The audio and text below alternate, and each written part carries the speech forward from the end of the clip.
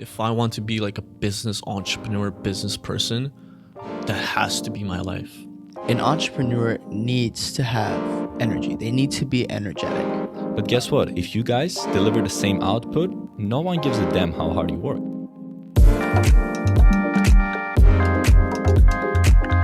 Good afternoon, everyone. Good afternoon. Welcome to Baruch's CEO Vault podcast, a podcast run by Baruch entrepreneurs talking about business, money, and any topic regarding an entrepreneurial process. I'm your host, Mohammed Khan, and I'm here today joined with Eric Ishkanyan. And Victor Vrdnyn. And we are your lovely podcast hosts.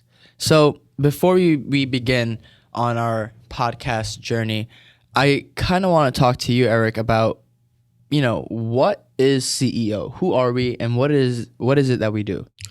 All right. For our non-members and listeners today, CEO stands for College Entrepreneurial Organization, and it's a college club at Baruch College. It's for young and up-and-coming entrepreneurs.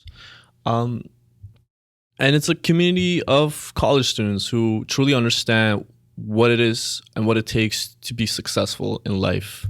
And everybody at our club kind of understands that you need the basic, to be an entrepreneur, you need knowledge, experience, a strong network, and most importantly, more than a 9-to-5 job.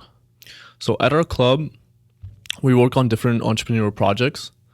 We work on competing in competitions, share thoughts and ideas amongst each other, but also most importantly, we support one another to pursue our goals and dreams through every means possible. The club here at Baruch College CEO, we provide numerous resources for our members to thrive and become entrepreneurs throughout their college experience. That's pretty much the gist of CEO. And how has it been going so far for you as president? So I took over the mantle of presidency 2 years ago during the pandemic. Perhaps one of the most difficult times to take over as president, because what is the point of a social club without the social aspect? But I was met through with difficulties and challenges, but I believe over time we overcame them. And today we are standing about 40 members strong. And I think so far I've definitely learned from my failures as president, and I've grown to become more leadership focused, and the projects that we as a club have come to do recently. So this is one of them. If you guys can tell, this podcast is very much a club project, and we're working on it together to make it really interesting and exciting for you guys. We're also working on a bigger project, which is a clothing brand, and that's all members included, and that's going very good too. So different projects, different competitions throughout the semester have truly made this club really exciting for us. So it's going great, I think. Yeah. So you can kind of say the Baruch CEO Club kind of gives college students an opportunity to really test what it means to be an entrepreneur, right? Definitely. But I want to dive into that question a little deeper. What is an entrepreneur? What is it like? Everyone in our generation, especially nowadays, right? Everyone throws that word around. But what do you guys think it really means? What is the modern day definition of an entrepreneur? What do you think, Victor? An entrepreneur is an absolute, in my opinion at least, it's like a Swiss Army knife basically. It's someone who's capable of doing a bit of everything. They can have backgrounds in any kind of areas. They can be marketers, they can be communicators, they can be this and that. They just need to be good, and they got to know a bit about everything and then kind of develop from there. Because let's take Elon Musk as an example, right? Mo, would you say he's one of your favorite entrepreneurs? We were kind of talking about this before. Do you have like an appreciation for him as an entrepreneur? Yeah, so I think Elon Musk is kind of our modern day entrepreneur. When people speak about entrepreneur, I think they really do tend to gear towards him or think about him. And I think this is because of his attitude and the way he kind of presents himself. I mean, this is a guy who, has an idea and just tries to execute it. And most times when people doubt him and clown him, whatever the case may be, he still does it. And that's kind of what an entrepreneur is, right? Like, you're always in the face of defeat, but that resiliency and how tough you are kind of portrays how well of an entrepreneur, or how well-rounded of an entrepreneur you are. Would you guys agree? I agree with a lot of the marks you made, especially about resiliency. That is one of the most important traits for an entrepreneur, because failure is a part of what we do. We have to fail. Otherwise, we just don't learn from anything we do. Because if it's just going up and up, there's bound to be some mistakes, and we got to learn from them. But yeah, that's a very important trait. But honestly, I don't consider Elon Musk an entrepreneurial, because yeah, he started his own businesses and he's doing and he's very successful. But he himself doesn't consider himself like a CEO, an entrepreneur, because he said in an interview, I think he said, everybody thinks I'm in the board meetings making executive decisions and stuff, but in reality, he's more in the engineering side of things. And that's a very important trait as well. You have to have that kind of creative and design mind as an entrepreneur, because you're always creating, you're always doing. But it takes more than just that to be a CEO. You have to be an overall business person. You have to have an excellent understanding of marketing, an excellent understanding of what leadership is and how people, your employees, work. You have to understand how money flows, accounting, finances, all of that. You just, as you grow bigger, obviously you have people who take care of that, of course, especially if you're on Elon Musk level. But if you're just starting up, you're doing basically everything yourself, and you have to know that stuff. So I think that's what makes a CEO, makes an entrepreneur. I'll just chime in really quickly. I feel like, what makes Elon Musk so successful, whether he's an entrepreneur or not, we can definitely talk about this more, but it's his passion. Because at the beginning stage, exactly at the beginning stage, when you have to do everything, you're basically working 24 hours a day. And if you're not feeling the slightest passion about what you're doing, then you're kind of screwed, because there's so much you got to do. And if you don't enjoy it, you're going to get burned out in literally weeks and days. It's going to get grueling, and you're going to have to power through it. But eventually your body, your heart, your brain is going to give out. So definitely whatever endeavor you're going for, make sure you're passionate about it. Absolutely. I also wanted to bring up a point where, Eric, you mentioned all these different qualities of an entrepreneur. So going around, what are your top 3 qualities that you guys think an entrepreneur has? And then we'll visit the question again of what's that definition of an entrepreneur? All right, I can go first with that. Go ahead. So I'm a profound user of Pinterest. So I have it up right now and everything. And I found a lot of interesting things about it, stuff on Pinterest. And one of the things that I have saved in my kind of board for kind of entrepreneurship and stuff like that is this kind of thing that Damien John, it's like what I look for in an entrepreneur. Shout out Shark Tank. Shout out Shark Tank. And I couldn't agree with it more. He says, number 1 is resiliency. So how many times have you failed as an entrepreneur? You have to show that you've done something, you failed, but not just failed, but you have gone up and done it again, and improved from your failures. Because you can fail and just be done. You can say, oh, this didn't work out, I'm failing, I'm clean my hands and gone home and never looked back at it again. But no, you have to fail, come back stronger, do it and make it work until it works. The second point is mastery.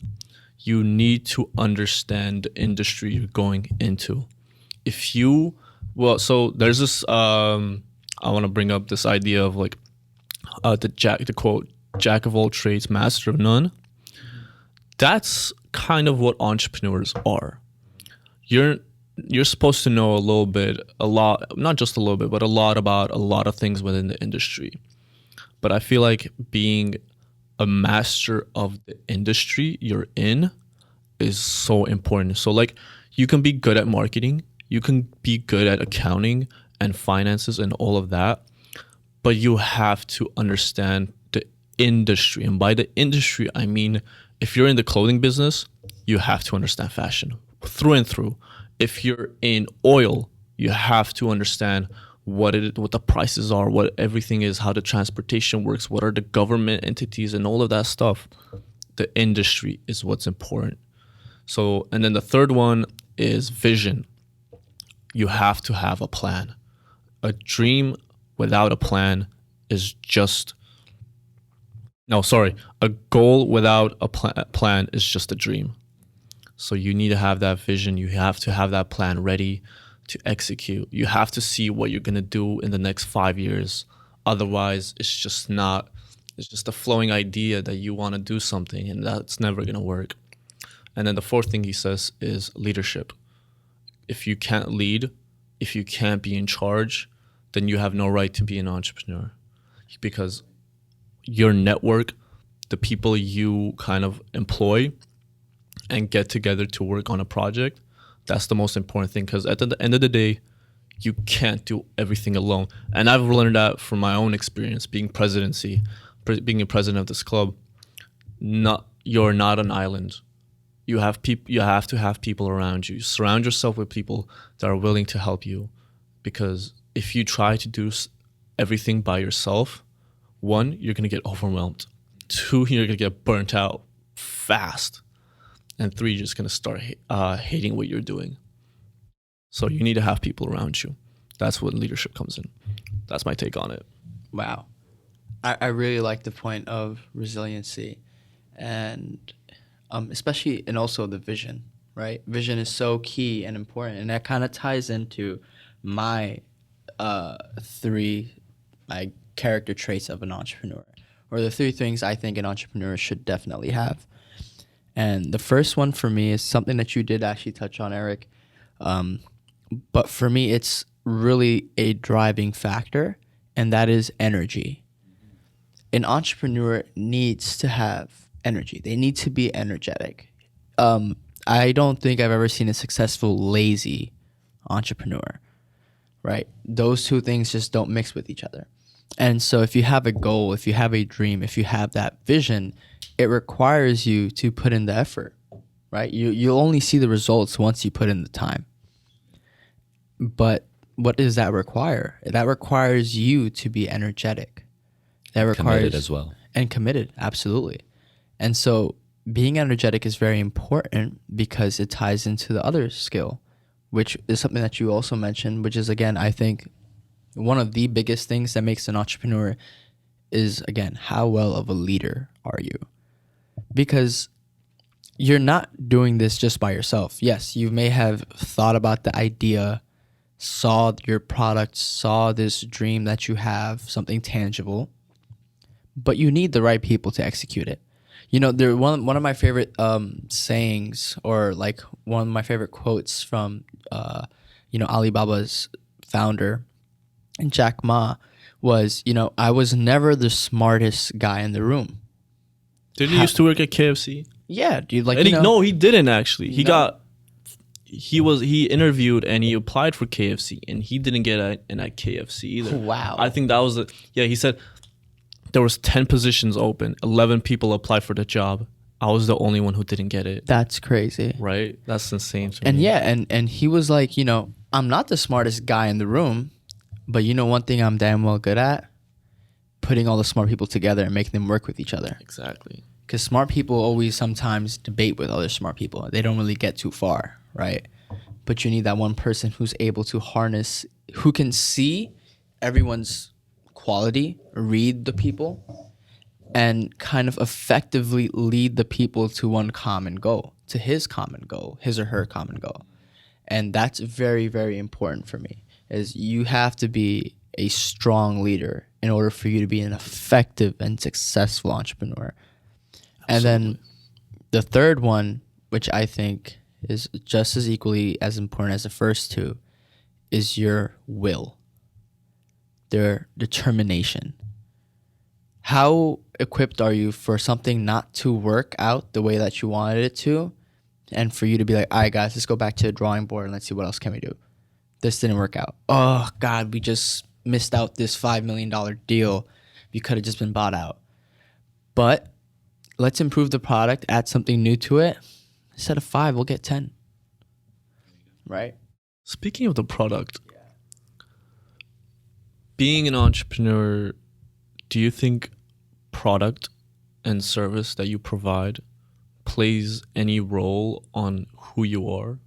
Like, for example, what I mean is, depends on what kind of product and service you're providing for customers. Does it change the type of entrepreneur you are? What do you think? So, like, depending on what you offer, does it? So, like, if you're, for example, a restaurateur, right? Does it make you any different from different style of entrepreneurship than any kind of, what's it called? For example, if you're in the fashion industry, do you have to, like, treat your employees differently? Do you have to have different methods of connecting with other people? Like, what do you guys think?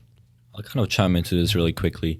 I was actually, for one of my classes, one of my ideas was to make sure that I cut down the lead time of a restaurant as much as I can. Basically, 30 minutes of waiting time at a restaurant is gonna drive away a lot of customers, right? So I'd hate to wait 30 minutes, Victor. It happened to me once, so I kind of came up with the idea from my personal experience. But long story short, my idea was to offer the customers in line like an incentive to stay there. So you're doing like a little raffle where you're offering everyone like a 10% discount or like wine on the house or something like that. So you're giving them an incentive to stay in the line.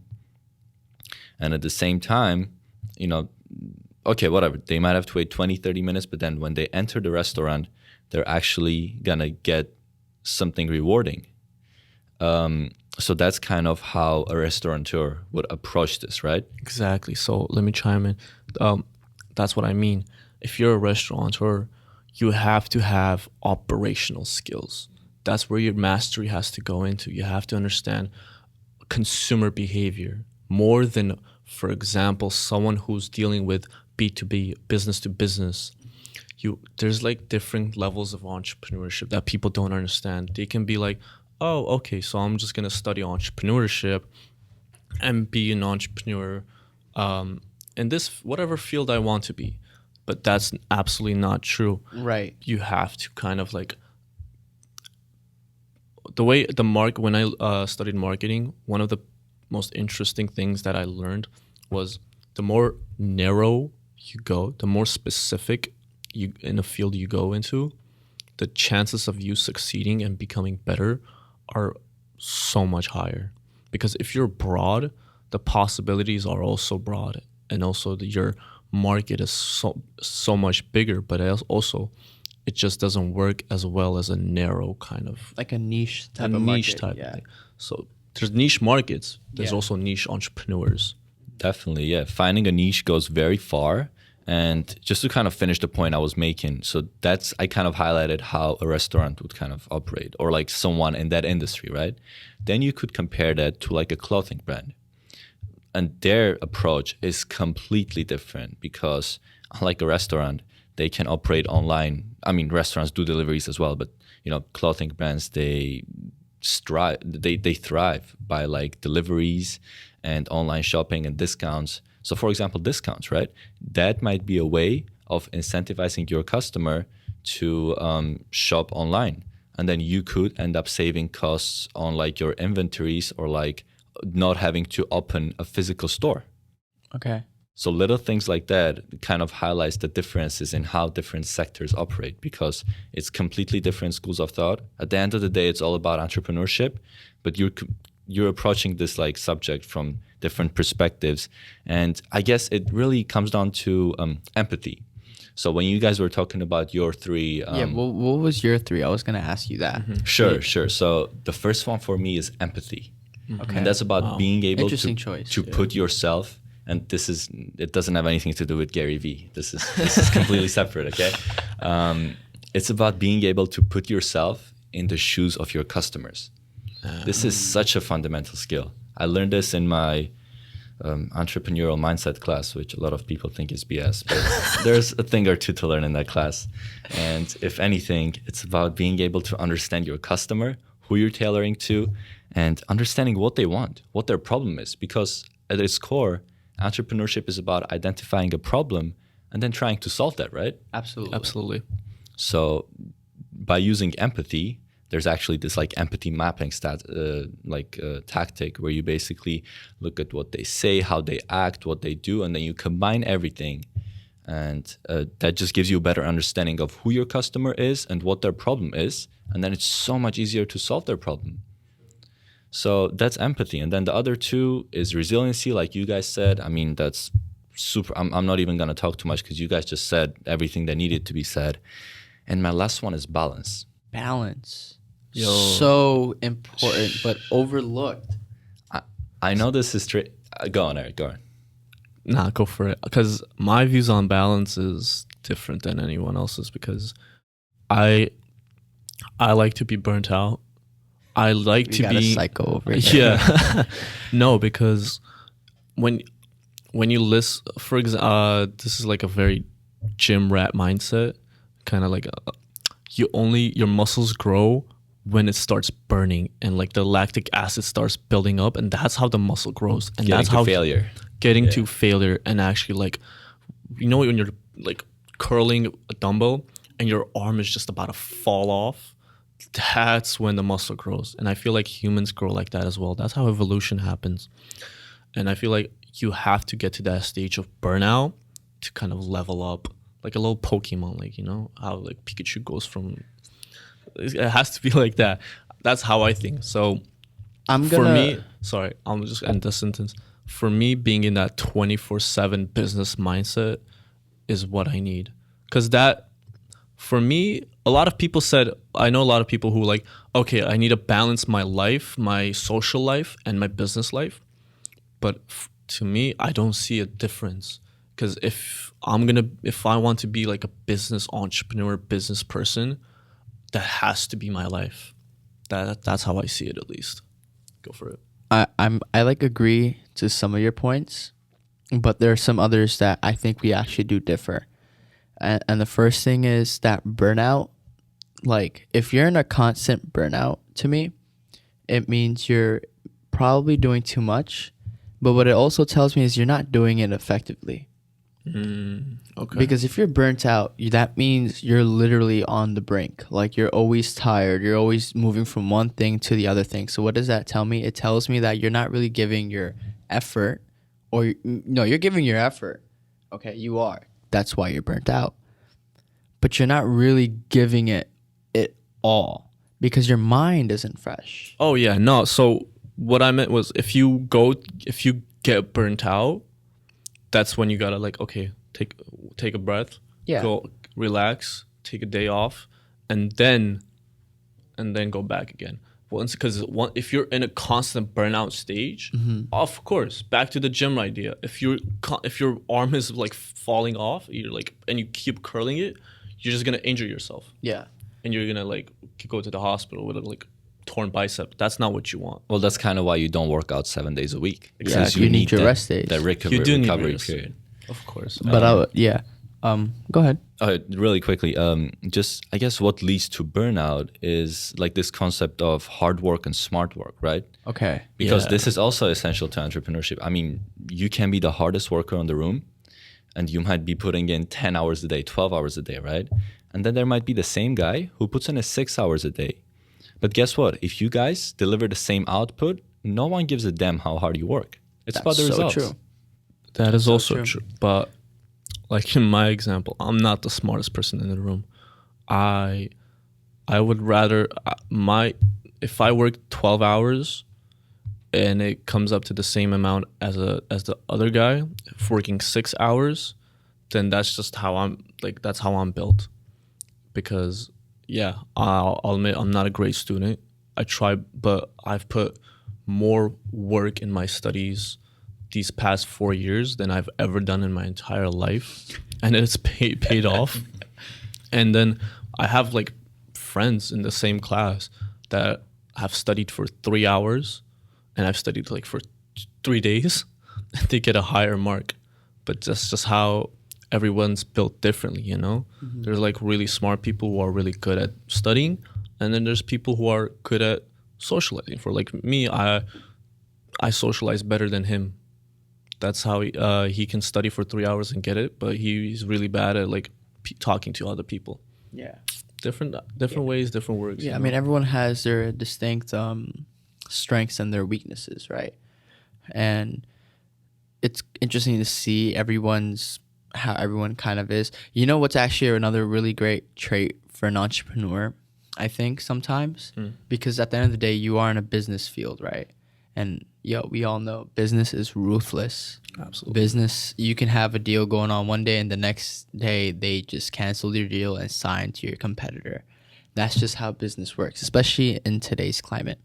So it's interesting that you brought that up about different types of people, because I think as an entrepreneur, you have to be good at identifying the types of people. You have to be well adversed and knowing, hey, I know this person's strengths and I know this person's weaknesses. How can I utilize it? You're not like, using the person per se, but you're playing their advantages, what they're good at, to your advantage. And, whatever someone else is weak in, well, another person's good in. And that's kind of how you just formulate the team, right? That's the leadership aspect of it. Exactly. And so that's like a pretty interesting thing. But you have to know how to read people. Of course. Like whenever you go into negotiations, right? You don't just go in there and say you might just say the first number in your head, but we all know that you have a true number in your head that you never give off in your first ask in negotiation. You just never do that. If I'm making a deal with you, like, hey, I'll sell you, I have a manufacturer out of China, have some Apple phones. They're not of the greatest quality, some defects going on. I'll sell you 50,000 of that for $20,000. I'll do 2,000. Are you insane? 2,000? No. Let's make it 18. I'll take 2,000 off since you insulted me with that price. How about we do 4,000? Let's make it 15 and shake my hand. No, that's still a little too high for me, man. How about 6,500? Meet me at 10. Let's call it a deal. 50% off. Well, this all comes down to how greedy the person is. They could either accept it or they could even go down even more. I could say 8,000. I'm gonna say 8,000. Matter of fact, 10,000. Final offer. Okay, 8,776. Bro. I I'm know walking this sounds, away from You this are right now. both very bad negotiators. I know this sounds Get away funny. from I this know this right sounds now. funny. I'm gonna just point out something, right? The book that I brought today, which it was an idea that we had, it kind of fell apart. But It's not okay. It's about, Still there. It's about negotiations, and this is one of the tactics that I read there. It's like make a very specific offer so that it seems like that's all you have. Oh, yeah. No, yeah. And sometimes it works. Not all the Sometimes. times. You might come off as a fool. Maybe I kind of did there, but it works. It Yeah. actually works. There's ways of seriously that point where that's all I have is a serious tactic. I've read about that too, where you're just like making a deal and you're saying you're not lowballing. First you lowball, and then you say, okay, so let's say you're selling a motorcycle for 15K, right? And then you say, well, let me buy it for 8K. That's a lowball. That's crazy. Yeah. Then he's like, nah, man, the max I'll go for like what, 14K? They're like, all right, bro, all I can do, the max I can do is like 10. That's all I got. Take it or leave it. and then that's it. Yeah. That's it. You either And he'll win. be like, fine, I'll meet you at 10. Yeah. If he says it, if he's willing to, because look, if you have to have a budget. If your budget is actually 10K, then you can't go over it. Yeah. That's Your goal is to use underneath that budget. of course. So if you go say 9K is my max, then that he'll have to either go for it because if he's desperate, he'll go for it. If he's not, he just won't sell it to you. Word. Because there's always other markets. Same way, like vice versa. Same way you should go. If you're selling something, you should always have your options open for any discussions. But if you're desperate for it, you have to like nudge yourself to do it. Yeah. So today we talked about a lot of different stuff. Yes. And just to like recap just a little bit, right? We came here with the one big question that we didn't really directly answer. We were discussing the answer. Mm-hmm. We discussed what different qualities made up an entrepreneur. We discussed what it takes to be an entrepreneur. The fact that failure is a common word in this world of entrepreneurship. Mm-hmm. But now just to kind of sum it up, wrap it up in a sense, let's ask that question again. What is an entrepreneur? A hardworking person with a strive to succeed. That's all I have to say. How about you, Victor? What's an entrepreneur? A focused leader who is able to read the room and use his knowledge to achieve greatness. Just off the top of my head. Yeah. Yeah. I mean, it can be, you can say like a very like heartwarming thing. It's success. It's an entrepreneur is all about success, Blood, knowledge, tears. sweat, tears. But in reality, guys, knowledge, some experience, some charm, and motivation to succeed is all you need, honestly. You have to have passion in it. 4 things: motivation, passion. Motivation and passion go hand in hand. If you have passion, then you are going to be motivated to do it. Absolutely. You need to have knowledge. You can't go into this field without knowledge. There's a lot of, I wanted to bring this up as well. Everybody, the word entrepreneur has been flowing around a lot lately, especially with these NFTs and cryptos and stuff. And I feel that's so disrespectful to the word because one, if you're just selling sneakers on the side, if you're selling NFTs and stuff like that, you're not an entrepreneur. You're making your own money. You're hustling. Good for you. I respect that. Props to you. But you're not an entrepreneur because you haven't created and you haven't moved forward in your life to the point where, one, you need to fail. You need to start something that's original and yours. 2, 3, you have to have kind of like an established and also be a leader in a field, have employees, motivate others to succeed. Are you saying that you need to already be established in the field? You have to, what do you mean? So no, you don't have to establish yourself to call yourself an entrepreneur, but you can be an up and coming entrepreneur, but you kind of only become an entrepreneur when you actually start doing something and working towards it.